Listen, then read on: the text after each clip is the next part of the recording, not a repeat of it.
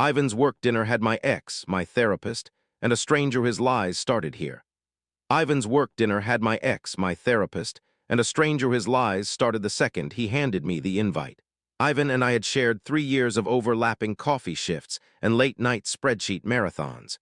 He'd confided in me about his divorce, how his ex-wife kept the dog, how he'd thrown a glass of Merlot at her head during the final custody meeting. I remember the day he told me, his hands shaking as he stirred his black coffee, the way he muttered, "I never saw it coming." When he asked to host his work dinner at my apartment last Friday, I said yes.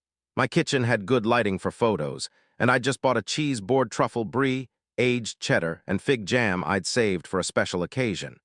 But when I opened the invite on my phone, the guest list made me freeze. There was Claire, my ex, the woman who'd left a voicemail saying, "It's not you, it's me," before vanishing. My therapist, Dr. Nguyen, who'd never met Ivan despite our weekly sessions. And a name I didn't recognize. Elena S. I stared at the screen until the words blurred. Ivan had called it a quick get-together.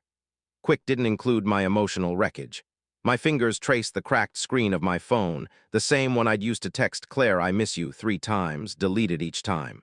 The night of the dinner, Ivan arrived at 6:45 p.m., clutching a dusty bottle of Barolo I'd never seen him touch. "Just a few people to discuss a project," he said, wiping his palms on his trousers. The apartment felt colder than usual. The heat must have flickered again. When Claire walked in at 7 p.m., her red dress caught the hallway light, same shade as the one she'd worn the night she left. The same jasmine perfume I'd learned to associate with regret. Ivan's smile turned rigid. Dr. Nguyen followed, her hand gripping a manila folder stamped "Confidential" in bold black letters. Then the doorbell rang again. The hallway light flickered as the stranger entered.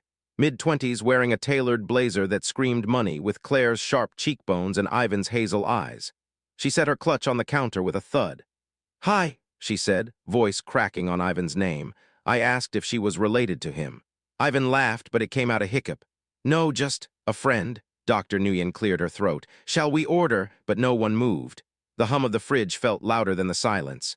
Claire's perfume clung to the air, and I noticed Ivan's left hand, no wedding ring, but a faint bruise along his knuckles. As Elena poured herself a glass of wine, she glanced at me and whispered, "He told me everything. Are you ready to hear the truth? Follow so you don't miss part 2.